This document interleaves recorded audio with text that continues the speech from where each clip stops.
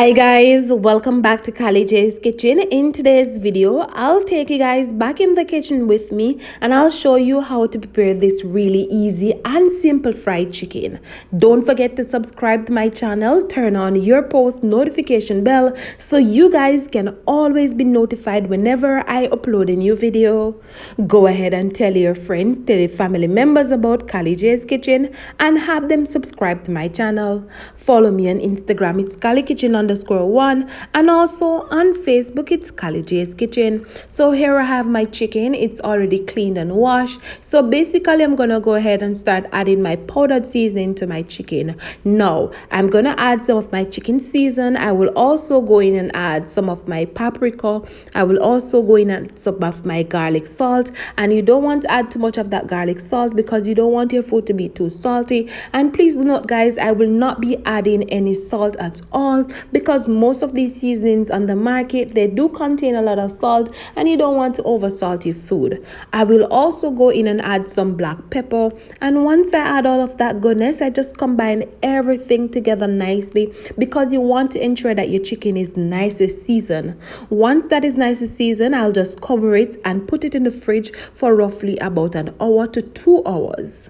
Now you can always visit your local supermarket or grocery shop and you will get chicken there as well, and you can always visit your local corner shop, and of course you will get chicken. Remember to always support the locals. All right, now you can always go ahead and have this amazing fried chicken with some ketchup only. You can go ahead and make some gravy. You can have it with some rice, you can have it with some fried dumplings, you can have it with some potato, whatever you have at home. You can always go ahead and prepare this fried chicken with it. However guys, just be creative and remember to always be you in the kitchen and utilize whatever you have at home. So after 2 hours, it's time to go ahead and start frying these chicken. So of course I have some ice cold water. I also have my flour, and I added some of the same seasoning that I added earlier to my chicken in the flour, and I combined it nicely. I use a whisk, just a note, to combine that nicely because you want to ensure that the seasoning that you add to the flour is nicely combined and evenly distributed.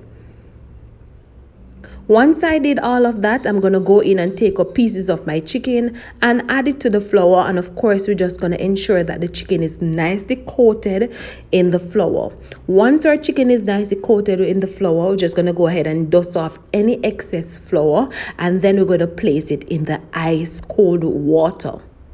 Once you place it in the ice cold water, you can just allow it to stay there for a couple seconds, not for long, couple seconds, and then you're going to take it up back out of the ice cold water and ensure that you allow the water to drain off nicely.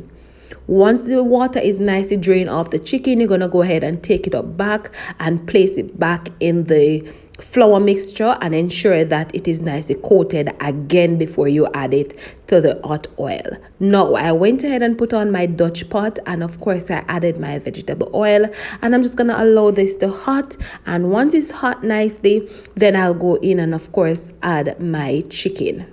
So like I said earlier, I'm gonna go ahead and ensure that the excess water is drained off nicely from my chicken before I add it back to the flour mixture.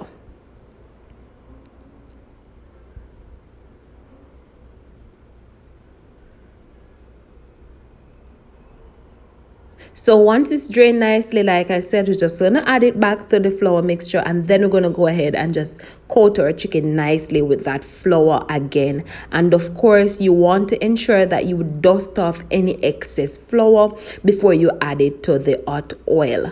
Now once our chicken is nicely coated, again we're just gonna place it on a plate that is dried. And once we're finished, we're going to go over to the stove and we're going to add the chicken to the hot oil, and we're just going to allow these to fry nicely on the inside and also on the outside because we want our chicken to be golden brown and nice. And of course I turn my stove on medium heat. You don't want to turn your stove too high because you don't want the outside of your chicken to fry and then the inside is not fried properly. So you want to ensure that your chicken is cooked nicely on the outside and also on the inside.